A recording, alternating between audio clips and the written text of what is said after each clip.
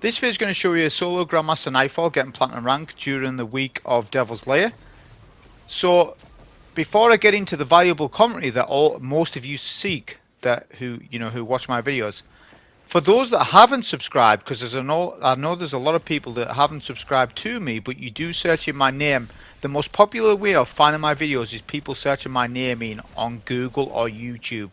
It's almost like 60% of you that do that, which leaves me to believe that most of those aren't subscribed. So to be notified of my video, rather than you having to manually type in all the time to see if I've uploaded, right? To avoid doing that, just subscribe and hit the notification bell. You'll then get notified instantly of any videos that I upload. And then you don't have to keep checking my channel have I uploaded, or you miss an upload or whatever. Plus it's going to help me out massively. And I'm doing a big push on this until final shape to see where I can go, because to see where we can go by that expansion. Final shape, it's like literally the end of a saga, so I'm pushing, as I say, as much as possible for subscribers and stuff, for good cause as well. If you want to provide an extra line of support, then I recommend that you join my channel membership, which is only one tier. There's not 3 tiers of membership, it's just 1 tier entry for most people to join. It's just an extra line of support. There's other things than that, which I'm not going to go into right now, right here, but I'm going to say that I've only created the membership within the last 2 weeks, and I should have probably created it 2 years ago. But you live and learn. But I'm going to do a couple of mentions on who has joined the membership. So if you hear your name, obviously, well, you will do if you remember. But it's just a special thanks to these people who have joined so far. So going by the list, I don't know if this is in order. I think it is to some degree. Maybe not on a daily basis, but it's probably in order in some fashion.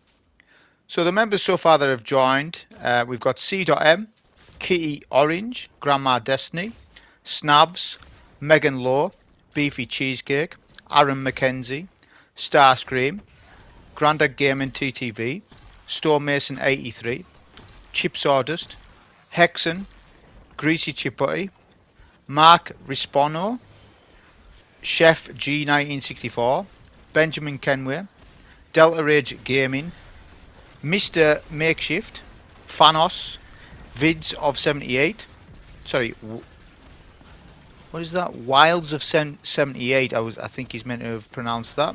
I'm not sure though. Andy Stewart, James Nolan, STH, Badger NZ, Luna Marauder, literally a fallen enemy at that point. Random Fort, Git Fishing, Big Fish 927, MK Morland, John CGI, Pierce Free, Dean Colvin, Simply Rohif, The Dying Whale, Chris Langley, Corn Prayer, Tyler Akand, Rob Vose, and Stradolski. That's all the names so far. So as I said, just special thanks to those people. As I say, if you're interested in joining, then there's details about that. But getting into the actual run, because that's what people are here for, I'm using the exotic hand cannon and the Thorn. Couple of reasons why. Number one, it's Devil's Lair, one of the easiest GMs in the game, literally, and we've had this GM up more than any other GM I can think of. It probably is probably past Inside Terminus. Inside Terminus was a culprit for that it kept coming up in the GM sales, in the Conqueror sale. I think we've had Devil's Lair even more than that. So it's a GM that's very easy. I'm very comfortable with it. I could do this with white gear if I wanted to. It really doesn't matter what I run, for me at least, to get the completion. But what does matter for the run is showing you an aspect of gameplay within D2 that doesn't get shown. Hence a hand cannon Fawn with the exotic gauntlets on a Warlock, Necrotic Grips. So if you didn't know, Necrotic Grips has synergy with Fawn. So you know when you melee an enemy with the Necrotic Grips, you get that poison damage, and it spreads out like Osteostrigger, very similar. It spreads to other enemies, and you get some ad clear. Problem with doing an ad clear melee ad clear building GMs is you're going to die fast if you're not on something like Arc Strider, Assassin's Cowl, or Solar, Titan or something. So on this build, if you try to melee, you're not going to get far with it. But the melee ability I've just described is attached to Thorn, and it basically does the same thing. It'll buff Thorn, it'll give you that ad clear, the poison damage will spread out. Plus with the exotic, plus with the buffs to hand cannons this season, right? Thorn is starting to feel better. And you're going to see in this video that it's pretty good. It's decent. But I will say that it needs a catalyst. This is an ideal weapon for a catalyst. It needs to get it so to play into this perk of Soul Devourer or whatever. Enhance that in some fashion. But I digress. It has no catalyst. But it's really good with Necrotic Grips or Lucky Pants Hunter. Those are your two builds. On a Titan, there wouldn't be much point on running Thorn, honestly. In actual fact, having run this solo, I've realised that it's essentially Lawman Arc, but in hand cannon format, and nowhere near as good. Nowhere near as good. And it's not because of that. It's not because Thorn's badly designed or something. It's actually the first damage over time weapon that we got in D1. It's actually really well designed. The lore behind it and everything. It's like an iconic weapon. The problem with it isn't the gun, it's D2. D2's the problem because the strike design or encounter design in D2 favours bows and has done for ages.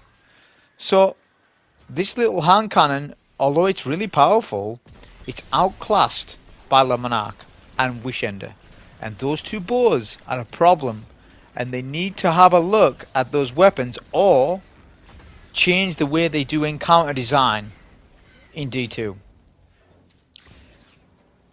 But that doesn't mean they should be putting us in small rooms neither, which they do that a bit. But it's not that as well. It's also the fact that those weapons one-shot red bar enemies, right? And they just do a better job of dealing with everything. As opposed to, all rifles, hand cannons, they suffer from this. But Thorn, in the right circumstance, can excel. But remember, it's still gonna be slower. You will, let's give you an example. You get two players side by side, same skill level. Imagine two players in the Destiny 2 community of equal skill level, two solo players. If you have one solo player A uses Thorn, Necrotic Grip, solo player B uses Lawman Arc with Voidwalker or whatever. The Lawman Arc Volatile Rounds Lawman Arc build will always beat the Thorn Necrotic build. For time, efficiency, always. Because the loadout is doing a lot more for you than the loadout that you see on the screen. However, if you can make other things work, then you can have fun in the game still. We know what the meta is, right? If your only goal is loot, right, just go and do what you need to do to get the loot. My only goal is not loot. If my only goal was only loot, then why the hell am I making a video? Right? I would be wasting my time. Why am I making a video? Well, I'm making a video because I have a YouTube channel, of course. So my only goal isn't just to run the meta. It's to show you different aspects of D2 gameplay and to open your mind just a little bit, just so that you can see how things react into endgame content. And I've had that goal that I've just said to you, that statement, for ages. How long have I been doing these types of runs? How many runs, off-meta runs, must I do until people to actually hit a subscribe button? How many? Do I need to do another 100 solo GMs? Because I will. Is that what it takes? If that's what it takes, then that's what we'll do. But people need to, like I say, get their head around. If you want to support this style of content, you've got to actively do it. Less the final shape, this style of content might not be around in the exact same way. There'll always be somebody that picks up the slack, right? But it might be presented to you in a different way. This is a very subjective outlook on the game when I make these types of videos, which I don't think you are getting anywhere else. Well, we was getting it from somewhere else, right? But it's in dribs and drabs from other people. That's not their fault. It's just that's how it is. This content is very niche, which it's hard to grow off this content. It's really like getting blood out of a stone. It's so difficult. I know what to do to grow, right? I can be like the rest of them if you want me to. If you really want me to do all that sort of low effort videos, but with the highest amount of growth possible. I can do news videos. I can read TWAB out to you like a bedtime story if you really want me to. I honestly don't want to because I feel it's kind of dumb. You go and read your own TWAB. I'm not reading the TWAB to you. I'm just saying, like, that stuff is so easy to grow off. There's no skill involved. There's only this is a hot take, there's only Aztecross who can do it. No one else can do those styles of videos. Because Aztec's he's got the personality. No one else has got the personality good enough to do it, if I'm being completely honest. I could do the TWAB videos, but as I said, I feel no satisfaction off doing those because there's no skill to it. Remember, it's not just skill on D2, it's skill doing styles of videos as well. There's two aspects to me. There's the D2 skill, and then there's the, right, how can we translate this to a video to make it interesting for people? Skill. So there's two things going on here at once, and I'm learning both traits, and I'll like constantly analysing both things. So THORN's done really well. We're 12 minutes in up until this point. Reason being is because it's really short, close rooms, so it does well in small rooms, providing that there's cover. A bad example of THORN that wouldn't do well in is like Proving Grounds. Yes, it's a small room. There's not much cover, and obviously it's overload and cannon anyways, and there's no overloads in that GM. But that's just an example of it wouldn't really do well in that one. But it will do in small rooms where there's tons of overloads. Obviously, it's overload hand cannon this season, so it's going to excel. And it does. The damage over time that THORN does isn't enough, though. Right? I think it needs to last a little bit longer. But when you do debuff with the seasonal artifact mod this season, Rapid Fire Ranger, you will notice a damage bonus to the poison as well, of course. And then you're going to feel it to be hitting, you're going to be satisfied a bit more with it. Whereas if you haven't got a debuff going with THORN in endgame content on a GM, you're going to feel like it's not hitting quite hard enough. And that's how I felt when I ran this GM. But I did enjoy it. The moment-to-moment gameplay that it provides, the way the gun sounds and stuff like that, I did enjoy it. I didn't enjoy it on this outside section, right, because you've got a lot of snipers, so THORN is now a useless weapon to us, but so any hand cannon would be, because now it's the long range engagement. This is where your Law Monarchs, your Wish Enders, your Hierarchy of Needs, Taiku's Divination, those types of weapons would really speed this little bit up. But how can we stop the run from being too slow, even though the loadout isn't as good as what the loadout could be? Well, we can manipulate the enemy spawns, we can kill things in a certain order to get the most out of this encounter.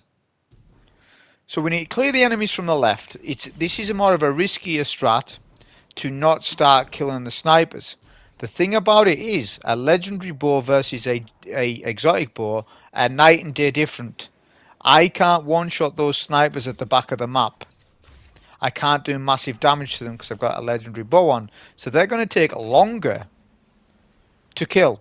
Wishender would 1 to 2 shot, 1 shot a red bar. It's like 2-3 shot on an orange bar. It does massive damage, especially if it's overcharged. So that this is where it's going to slow down because of the snipers. So we're going to spawn in the 2 brigs in the tank, which is spawned by a line in a sand mechanic where you go past a certain section on the map, it then spawns in. The spawn is based on how far you push up. It's not based on how many enemies you killed, obviously. So you want to spawn in the brigs, and you want to deal with the left hand side brig, because the tank cannot see you at all from the left hand side. So left hand side is the best place to stand outside. If you start standing on the right hand side, you may get a better view on that brig, but the tank can actively see you there. I've got a debuff on this overload champ with that with THORN.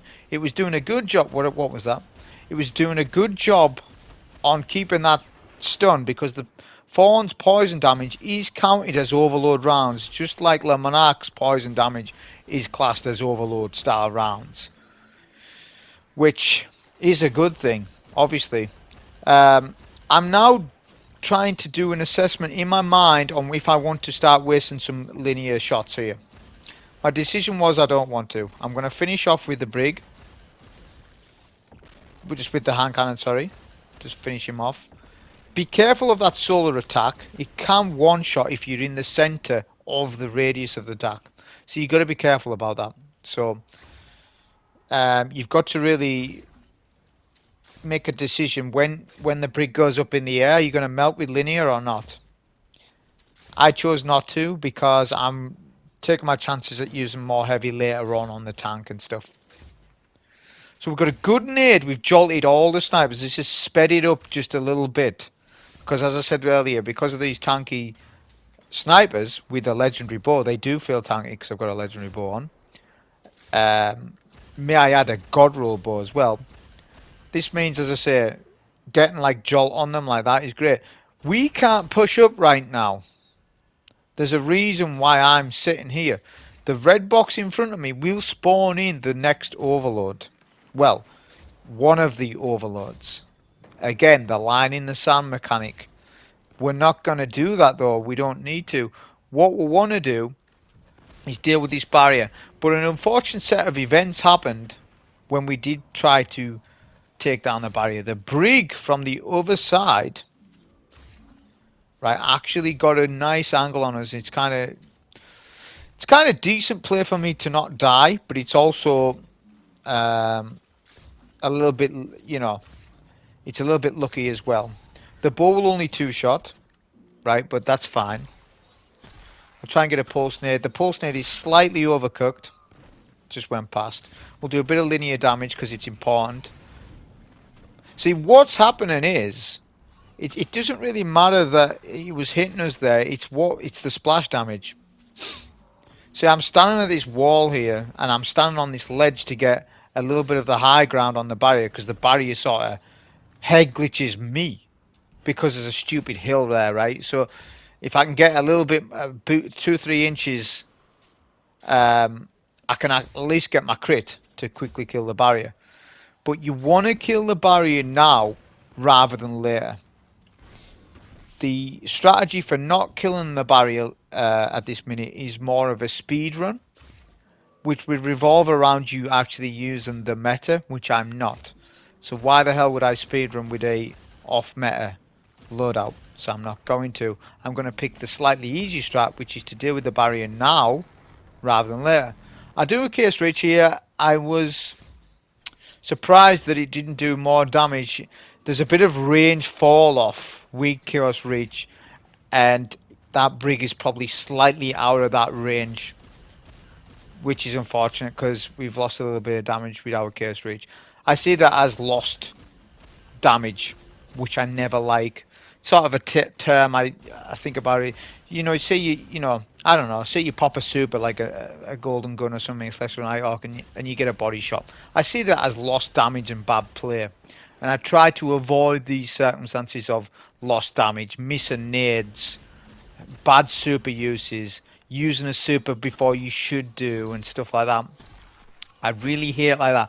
My play is very structured in a way that if I was to run this back, the run would be almost identical unless I was to change the strategy. If I'd done the exact same positions A to B to C to D, right the way throughout it, the run would be very similar. The only differences between the runs would be ammo and stuff like that, and maybe the odd my shield's getting depleted or something like that. But the runs would be very similar, because when with the GMs, I learn them to, a high every little thing about them. The only thing I haven't learned GM wise now in the game, currently in the game, is a couple of the battlegrounds, but we've got some of them coming up.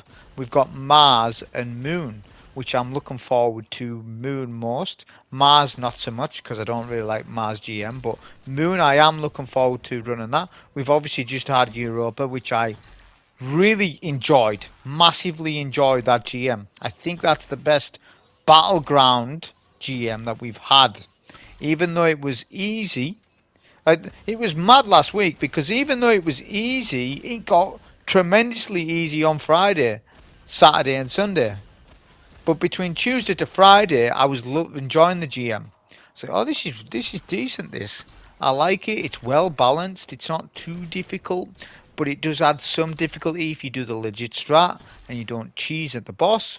So, all right, this is decent. This, and then Friday comes and ruins the whole thing, and everybody's got machine gun auto rifles, and well, it's not. It was actually a shotgun auto rifle or shotgun machine guns and crazy stuff like this. It honestly made me step back a little bit off Destiny, and I actually didn't play Monday, Sunday, back end of Sunday. I didn't even play. I honestly couldn't be bothered logging on, because I was like, yeah, there's that bug. It's like the goal of that weekend was who's got the best idea to craft a mad gun. And the better you craft that gun, the better that your solo play can be. And a lot of people done a lot of speedrun stuff. Yes, they quotation marks bug, but they still speedrun a lot of activities. The GM, that was speedrun in like 8 minutes. Crota was a lot of activities, or duo speedruns. And that was more to do with like, you speedrun that because you've got it. You had a good idea to craft a good gun, or you looked at the meta for that weekend. That's the only reason why you got such a time. Yeah, they took that meta and tried to push it to its limits, but it's kind of dumb at that point. It's went past the line of, all right, this isn't Destiny anymore. I don't even know what this is. That's what it was. It was like, all right, this does feel like cheating, even though it wasn't. But it was Laser Tag 2.0, and they told us this. Bungie said, you're not going to get banned for it. Have fun with it. But to be fair, the last time this happened, it was only PvP, the Laser Tag event. If you don't know about it, I think it was in 2017, or it could have been early 2018. I'm not sure if it was late 2017 or early 2018. It was around those days. That was different because it was exclusive to PvP. When they degraded PvE to the point where if this game actually was like this, I wouldn't play. I would definitely not play. So I was like, let that die down. I'm not really interested in playing at all, really. I've done my bits and pieces with it. I definitely don't want to go against solo flawless dungeons by using bugged loadouts, which that's what people done last week, is they used bugged loadouts to get emblems. And if you'd done that, I say that shame on you a little bit, because you haven't really earned that emblem, to be fair. And because I make content solely on stuff like that, achieving solo flawless emblems and stuff of that nature, it really bothers me that that was a thing. So I definitely didn't want to do anything with the dungeons where you saw flawless with some loadout or speedrun. Oh, I've done the dungeon in 28 minutes. Yeah, no, but the world record is done by 33 minutes by a guy who done it legit. Isn't that crazy? That a Ghost of the Deep world record was done with legit weapons in 33 minutes, yet somebody with a bug loadout done it in 28, 26. Do you not realise how bad that is for somebody who's done that? It makes the guy who got world's fastest Ghost of the Deep solo. So much better. He must have been zooming at that point with legit weapons as well when Ghost of the Deep first came out. So it's like, that just shows you the gap between casual and the super hardcore. That just shows you the difference between, they are night and day, two different players completely with two different goals, of course. So now we're looking at our heavy. You notice how I've killed the overlords. Right, I've done a lot of commentary on Devil's Lair in the past, which is why I'm not telling you every single detail. I have explained that line in the sand mechanic, which I then did push past that red box, spawns in that extra overload. We deal with that overload. We actually use a super on him because we're going to get our super back for when we need it anyways, which is at the boss fight. Because we've got 2 more overloads. It used to be 3, by the way. I'm almost certain this used to be 3 overloads, but it's now 2.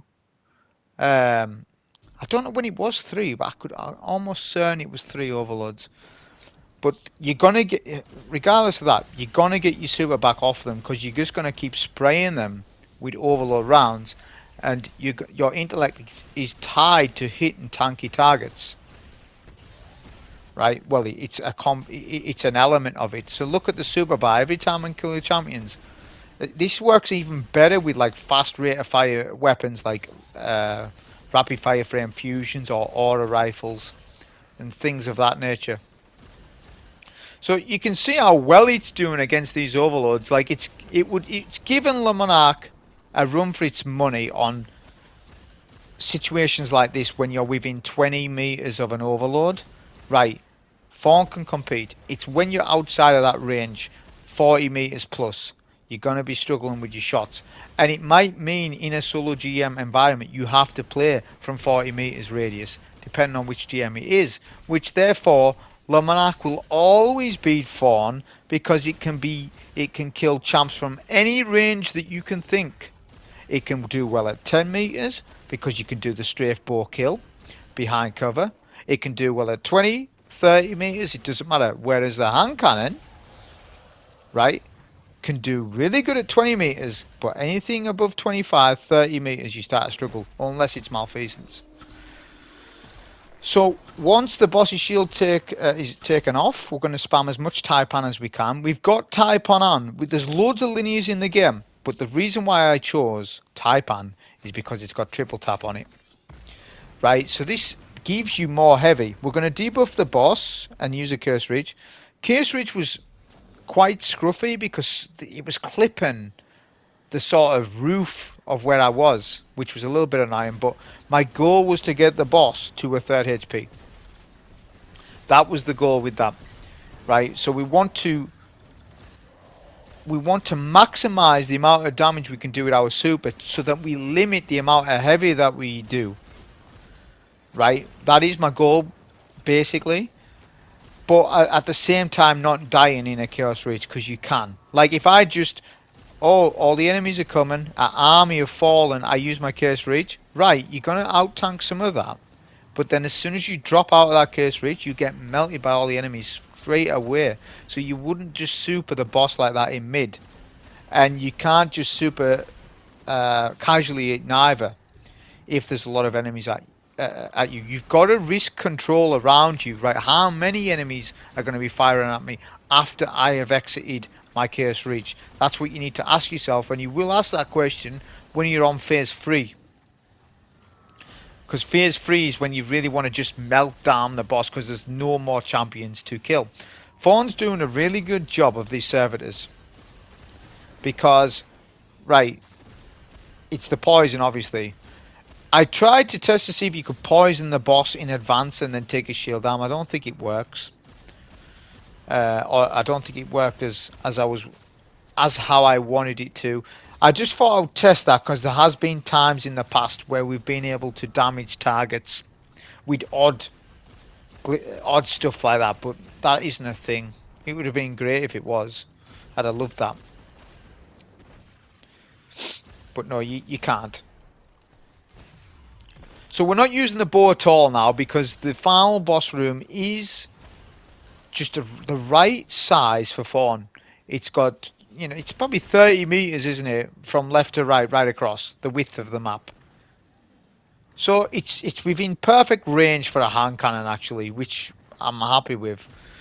In other GMC, I don't know. Let's think. Glassware, it would struggle when you're fighting outside, but indoors it would be good in the areas, and poison and overloads around the corner of the map. So, but if the like you think of glassware, the map's too big for Thorn to really do well. And there's certain other maps that aren't as good. There was an Arc Captain still alive. I was going to do my DPS, but I failed to realise there's an Arc Captain spawned in, which he was from the latter phase. He was probably from the first phase, but he didn't push before, which was weird. Or he's just spawned in. Maybe he's the first spawn, the Arc Captain. But it meant that I couldn't do my DPS as I wanted it to. I was wanting to debuff him, get at least 5 shots in, right? Then go downstairs and then super him, but do damage control to like assess to that right hand side.